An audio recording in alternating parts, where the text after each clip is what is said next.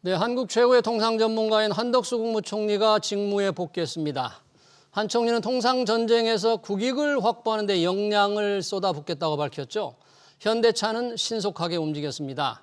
정의선 현대차그룹 회장은 트럼프 미 대통령이 보는 앞에서 4년간 미국에 30조 원을 투자하겠다고 발표했는데요.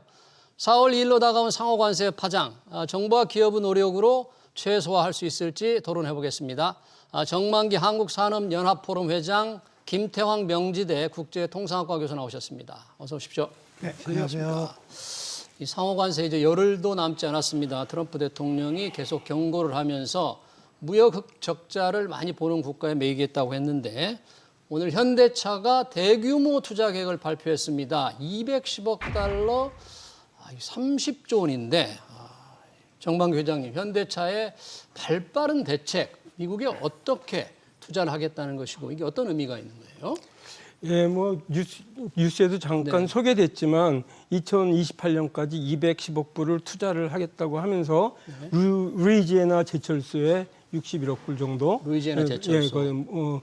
정기로 제철소라고 이제 알려져 있죠. 용광로가 아니고요. 예, 예. 네. 그리고 270만 톤을 거기서 생산을 하겠다고 했고 또 이제 자동차 분야에 86억 불을 투자하고 미래산업 아마 로봇 이런 여러 가지 자율주행 이런 거 같은데 네. 에너지 분야까지 합쳐서 63억 불 정도를 투자하겠다고 발표를 했는데 이미 뭐 현대자동차는 1980년 이후에 미국에 한 200억 불 이상을 투자를 하면서 미국에 한 47만 개 일자리도 창출한 그런 결과를 가져왔다는 발표도 동시에 있었던 걸로 알고 있습니다. 예. 저는 이 발표가 두 가지 점에서 아주 의미가 있다 이렇게 생각을 합니다. 두 가지 어떤 점에서요? 첫 번째는 이제 4월 2일을 열흘 앞두고 발표했다는 점. 네. 그 이후에 발표했으면 다른 나라도 많은 대응을 한 다음에 발표가 되면서 그 효과라 그럴까요? 그게 좀 약할 수가 있었는데 이거를 다른 나라들이 하기도 전에 선제적으로 한 측면에서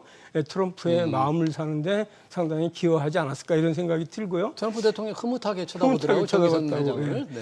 그리고 두 번째는 이 고관세 정책이 지금 미국 시민이나 경제인들한테 무조건 환영받는 상황은 지금 아니거든요.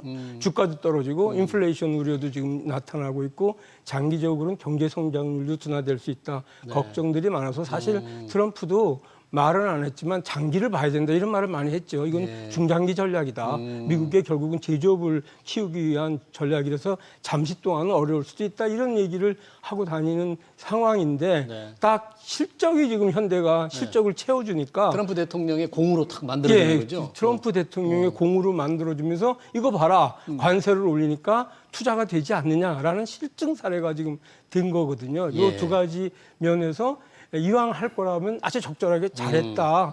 그래서 바로 4월 10일 날 상호 관세 부과를 할지는 뭐 불명하지만 우리나라에 큰 좀 좋은 영향을 미칠 계기가 된 측면에서 상당히 전 잘한 거다 이렇게 생각이 됩니다. 실제로 이제 손정희 소프트뱅크 회장이 백악관에서 투자 규모를 발표할 때 우리 기업인들도 참 부러워했는데 결국 우리 정의선 회장이 그걸 연출을 한 거잖아요. 말씀하신 게 4월 2일 그것도 전에. 좀 바로 전에 그건 좀 또 오래됐잖아요. 네, 그렇죠. 그건 상당히 시기적으로 적절했던 것 같습니다. 그러면 이렇게 210억 달러 30조 원, 물론 이제 4년간에 걸쳐 투자한다. 이렇게 하면 걱정했던 현대자동차가 생산하는 그리고 수출하는 자동차 그리고 이제 철강, 미국에 생산하는 철강은 이제 관세 피할 수 있게 되는 겁니까?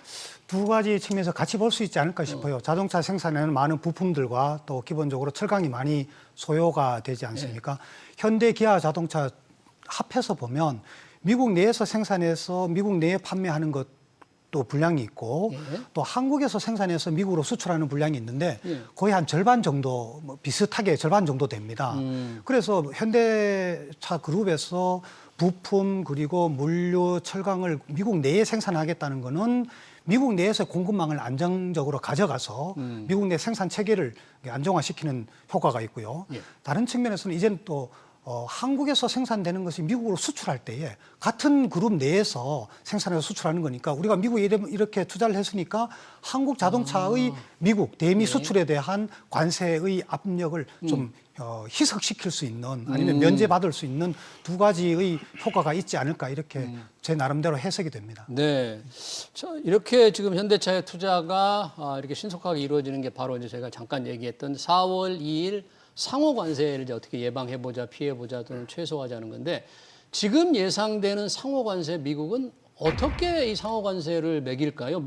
미국의 무역 흑자를 많이 내는 나라, 그러니까 미국이 적자를 내는 나라를 대상이라면 결국 우리도 피할 수는 없는 거잖아요. 어떻게 매길까요?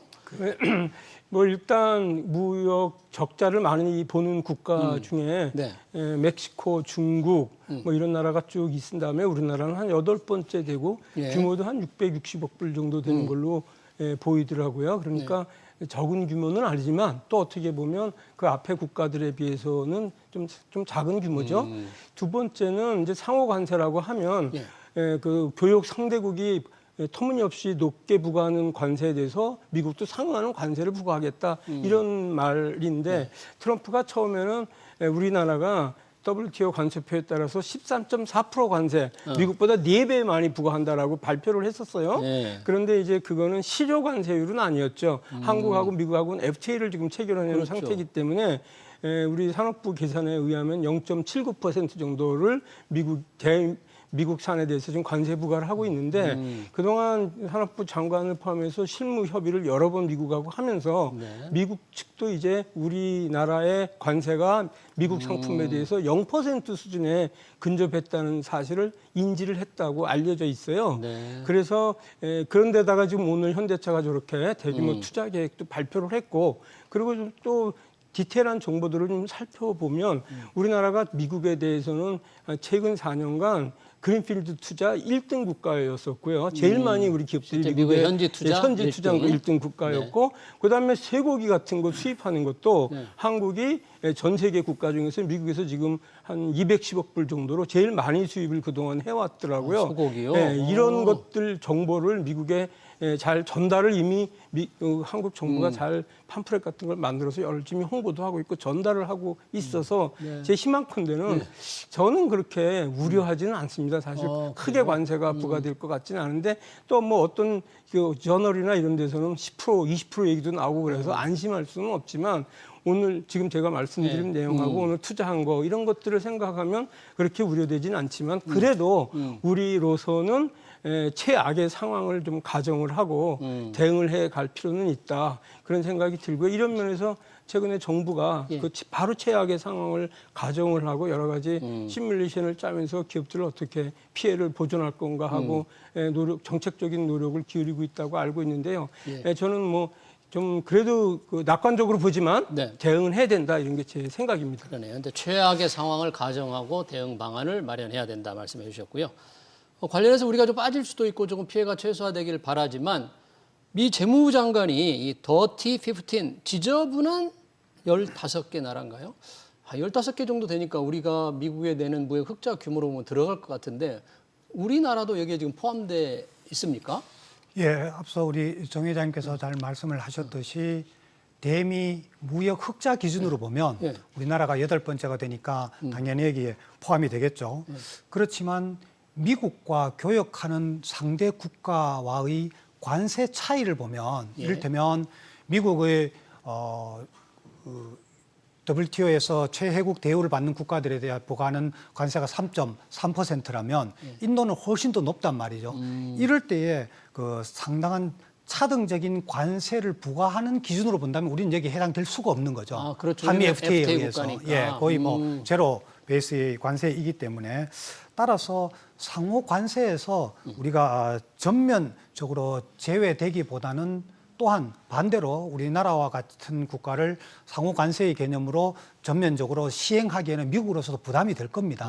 그렇더라도 트럼프 행정부의 이러한 자국 우선주의 기조를 보면 다른 방식으로 통상 압력을 가할 수 있지 않을까. 이를테면 상호 관세라고 얘기를 하지만 부가가치세 이런 건 상호 관세와 전혀 상관이 없는 것을 국내 부가가치세 그렇죠. 또 비관세 장벽이라고 하는 것도 사실 상호 관세하고는 상관이 없는 거지만 그런 큰 포괄적인 카테고리 안에 넣어서 통상 압력을 가할 소지는 있지 않은가 이렇게 생각이 됩니다. 지금 이제 김태환 교수께서 비관세 장벽도 얘기해 줬는데 사실 뭐 관세율만이 아니라 이제 비관세 장벽에 대해서도 미국이 이제 불만이 있다거나 고치기를 원하면 뭔가 압력을 넣을 텐데 미국 측에서 볼 때 우리 한국이 비관세 장벽으로 미국 제품을 좀 차별한다거나 이런 것들이 조금 있다고 봐야 되지 않겠어요? 여기 현지에 나와 있는 미국 기업들의 불만이 좀 있던데요. 어떤 부분들이 조금 문제가 될까요? 저는 그 말씀에 동의하는데요. 미국 정부가 명확하게 비관세 장벽이 한국이 뭐가 있다라고 생각하기보다는 주로 이제 미국 업계들이 한국하고 거래하는 미국 업계에서 이런 것들이 좀 불공평하다라고 제기를 하면 미국 정부는 그걸 받아서 그거를 이제 한국 정부에 좀 시정하라 이런 식으로 요구를 할 수 있다고 생각합니다. 그 중에 뭐 예를 들면은 자동차 같은 경우에 우리는 이제 노란 그 등을 달고 다니잖아요. 깜빡이 오른쪽 왼쪽 갈 때. 근데 미국 차들은 빨갛등으로 된 경우가 있어요. 신호등이 이제 자동차 내 자동차에 그 신호표시 그런 게 지시등.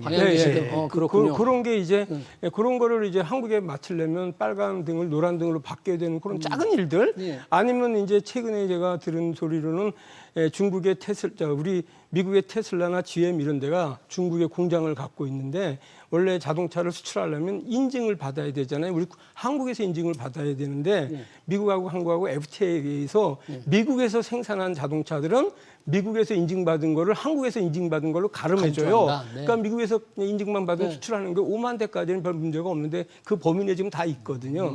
그런데 이 테슬라나 지금 GM이 중국의 공장이 있잖아요. 상하이에. 거기서 생산된 제품을 한국에 수출할 때는 이게 한미 FTA 적용을 안 받으니까 인증을 자기네가 자가 인증을 해도 한국에서 또 인증을 받아야 되는 거예요. 이런 거에 대해서 불만도 제기를 하고 그다음에 또 예를 들면은 뭐 미국의 컴퓨터 통신 산업협회 이런 데서는 우리나라 정부가 국내에 있는 지도 데이터 정보를 해외로 반출하는 걸 많이 문제가 좀 됐었죠. 금지를 시킨다. 그래서 우리 외국 업체가 국내 로컬 기업들보다 불이익을 받고 있다. 이런 걸 시정 조치하라 하는 무슨 제품 판매와 관련된 여러 가지 기술 규격, 인증 이런 데에 대해서는 좀 불만이 덜어 있는 분야도 있는데 이거를 핑계로 상호 관세를 대폭 이게 부과할 수 있겠느냐? 저는 그렇게 생각은 못하고 이런 문제는 제기를 하면 우리가 풀어주면 되거든요. 서로 협의해서. 협의해서. 그렇다면 그런 명분을 우리가 좀 완화하는, 없애주는 쪽으로 대응을 해가는 게 필요할 거다 이런 생각이 듭니다. 트럼프 대통령 한때 왜 자동차나 반도체 특별 이런 품목에 대해서 별도로 관세를 부과하겠다고 얘기했잖아요.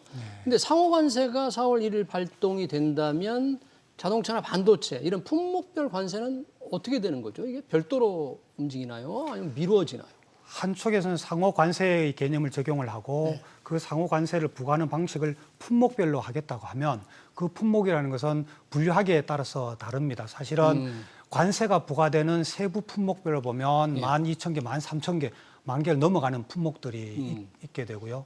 그것을 품목별로 다 상호 관세를 부과하려면 미국의 관세 부과율뿐만 아니라 교역 상대국의 품목별 관세를 다 파악을 해야 되거든요. 그리고 또 트럼프 행정부에서 공언하기는 이 상호 관세는 특정 국가만이 아니라 다 대상으로 하게 되면 세계의 주요 국가만 62개 정도 잡으면 그 국가들의 이 62개 국가는 미국이 이제 해마다 무역 장벽 보고서를 대통령에게 보고를 합니다. 의회도 보고를 하고요. 이번 주에 아마 나올 겁니다. 해마다 나오는데 거기에 보면 국가별로 무역 장벽의 리스트업을 해놨어요. 한국도 거기 당연히 들어가 있고요.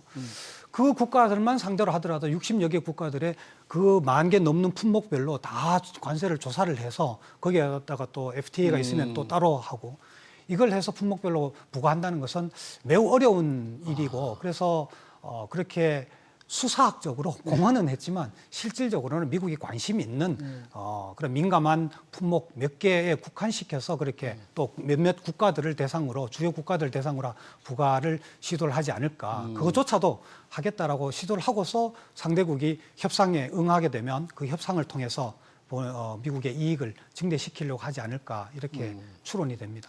실제 트럼프 대통령이 관세에 대해서 일률적으로 매기는 것보다는 국가별 협상에서 조금 유연한 자세를 보이겠다 이런 얘기를 하니까 뉴욕 증시도 이제 뭐 큰 좀 완화하는 듯한 분위기였거든요. 그러니까 말은 그렇게 했지만 국가별 협상을 통해서 많은 부분이 면제 또는 예외되는 상황이 좀 많이 나올 수 있지 않겠어요? 어떻게 보세요? 뭐 이미 그렇게 되고 있지 않습니까? 원래 그 트럼프가 집권하기 전에는 멕시코에서 미국으로 들어가는 그 자동차 이런 데는 2000% 관세를 부과하겠다고 얘기한 적도 있었고 네. 중국에 대해서는 60% 관세도 부과하겠다고 했지만 네. 실제로 중국은 지금 뭐 10 플러스 10%에서 20%로 끝났고 멕시코도 25%로 끝났고 네.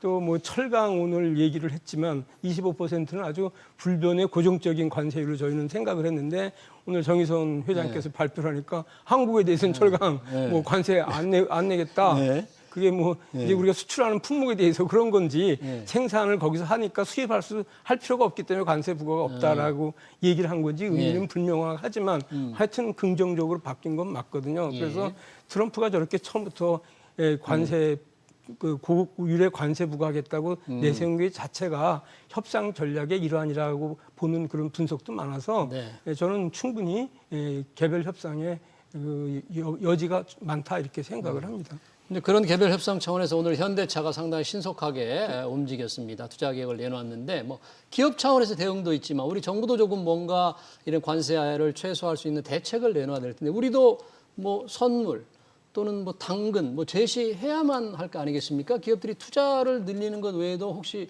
어떤 부분을 우리가 조금 뭐 양보한다 그럴까? 좀 보여준 그런 게 있을까요? 우리로서는 참 출발선 자체가 좀 불합리하죠. 왜냐하면 가만히 있다가 갑자기 들어와서 나 관세 부과할 테니까 뭔가 좀 내놔봐.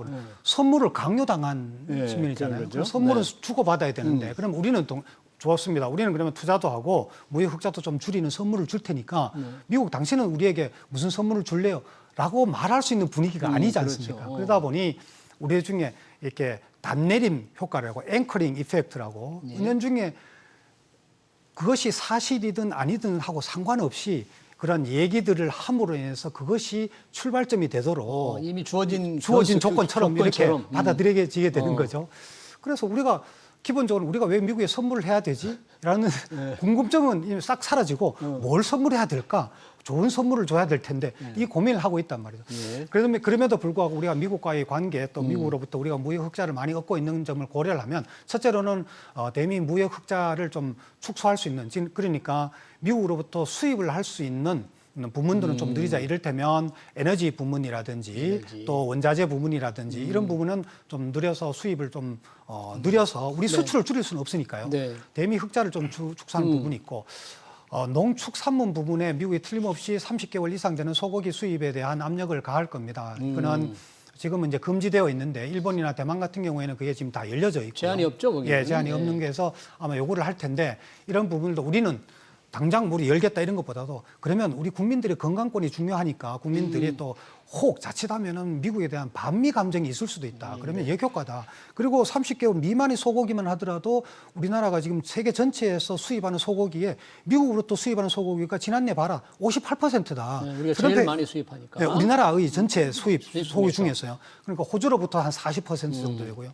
그런데 2017년에 트럼프 행정부가 집권하면서부터 50%를 넘어갔어요. 2017년에 52% 늘어났는데 이런 걸 봐서는 우리가 노력하고 있지 않느냐.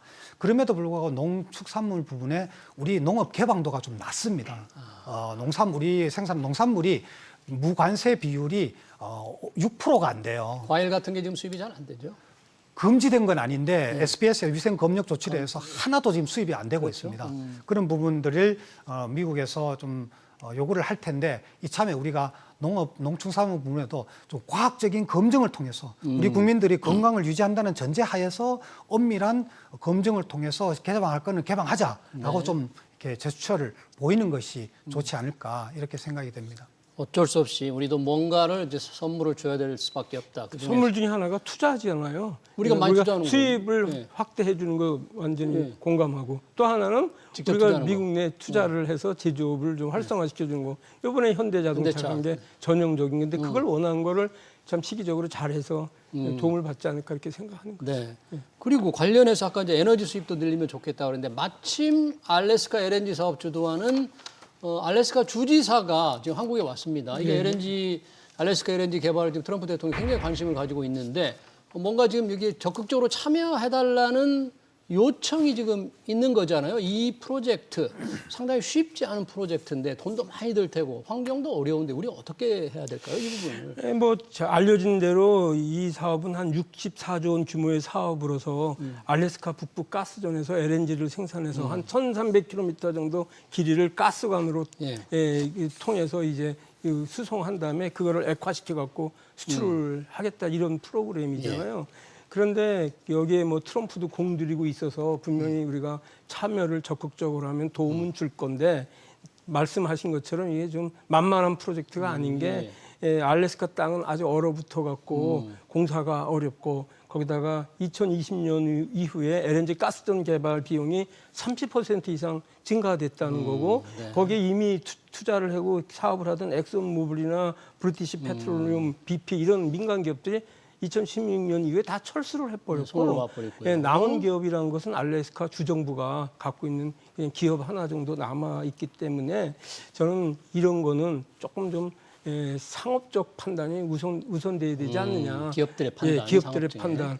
그러니까 뭐 다른 지금 미국의 압력을 우리가 압박을 좀 완화시킬 수 있는 다른 방법이 많이 있지 않습니까? 지금 수입도 하고 뭐 투자도 하고 이런 거를 고려한다면 이런 문제는 좀 중장기적으로 아주 문제를 일으킬 수도 있는 문제이기 때문에 정말 정부가 기업들의 의견을 충분히 잘 들어서 이거는 합리적으로 상업적인 측면에서 판단해야 되지 않을까 이런 생각이 듭니다. 네, LNG 사업은 기업들의 상업적 판단을 좀 존중하는 방향으로 정부가 중장기적으로 판단하면 좋겠다.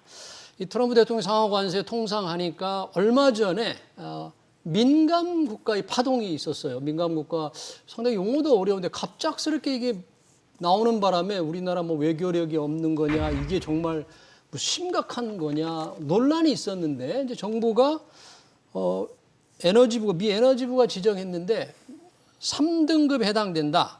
뭐 기준이 상당히 낮은 거다 이렇게 설명을 했는데 혹시 이 부분 어떻게 보셨어요? 민감 국가 3등급 파장 괜찮은 겁니까 이거? 우리가 상당히 놀랐죠. 네.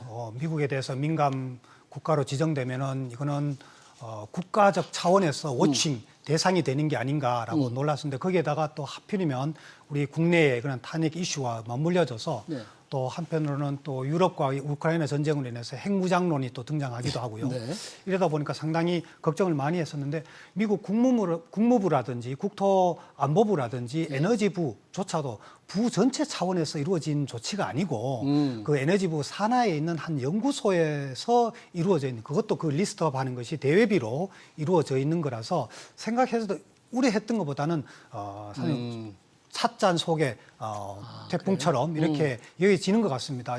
어제 우리 조태열 외교부 장관께서 국회에 답변하신 보고한 내용을 보게 되면 그렇게 우려할 부분은 아니고 기존에 있는 과학기술 협력은 그대로 유지를 하고 추가적이거나 혹은 새로운 그런 뭐 제한이 있거나 연구 분야에서 어떤 그런 블록이 생기는 것 같지는 않다라고 미국 에너지부로부터 확인했다고 그러고요. 또 안덕근 산자부 장관이 또 직접 가서 방미해서 크리스 라이트 에너지부 장관하고도 면담한 결과를 보면 그렇게 우려할 부분은 아닌데 그럼에도 불구하고 미리 좀 알았었더라면 그 과정에서 대처를 할 수 있었을 텐데라는 생각은 들죠. 그래서 이번 기회를 통해서 미국과의 그런 소통력이랄까 그런 정보 공유 이런 부분에서는 우리가 좀 더 민감하게 선제적으로 대응할 필요는 있겠다라는 교훈을 얻은 것 같습니다. 근데 한미 뭐 과학기술 협력이라는 이런 실질적인 피해는 크지 않을 것으로 이렇게 좀 안도해도 되겠죠? 이 정도라면. 그 한 연구소에 있는 한 연구원의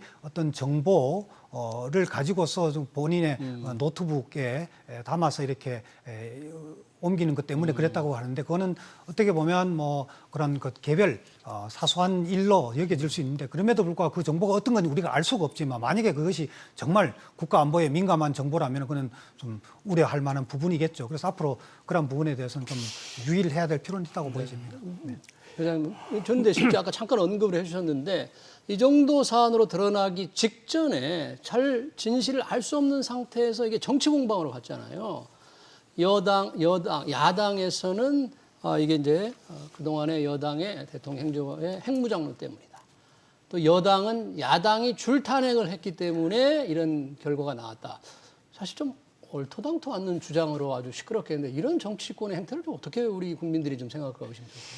예, 이게 아마 정치권 공방은 제 생각에 탄핵 정국이고 대통령이 거의 역할을 못하는 상황이니까 그런데 이런 사안이 신문에 보도되니까 좀 침소 본대는 거죠. 잘 정확히 됐다 하고. 의원들도 정치권도 정확히 이 사정이 뭔지 모르게 되니까 일단 뭐 이 크게 얘기를 했던 것 같아요.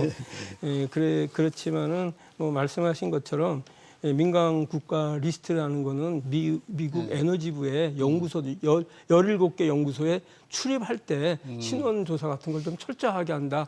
요 정도 차원의 경미한 사안이고 그리고 또 우리나라 그 연구원들이 한 1년에 2,000명 정도 그 연구소를 방문한다고 해요. 그러다 보면 이제 조그만 뭐 정보를 유출한다든지 자기 본의 아니게 그런 일도 많이 생기고 그런 모양인데 원전 특히 관련해서 그래서 이거는 하나의 해프닝이지 않았는가 이런 생각이 듭니다. 그래도 민간 국가 리스트에서 빠지는 게 낫겠죠 장기적으로. 네, 뭐 해프닝 정도인데 여야 정치권은 잘 모르면 좀 입이라도 다물고 있으면 좋겠습니다. 국민들 피곤하게 만들지. 말고. 걱정이 많았었죠. 저도 내용을 모르고 좀 걱정을 했었으니까. 예.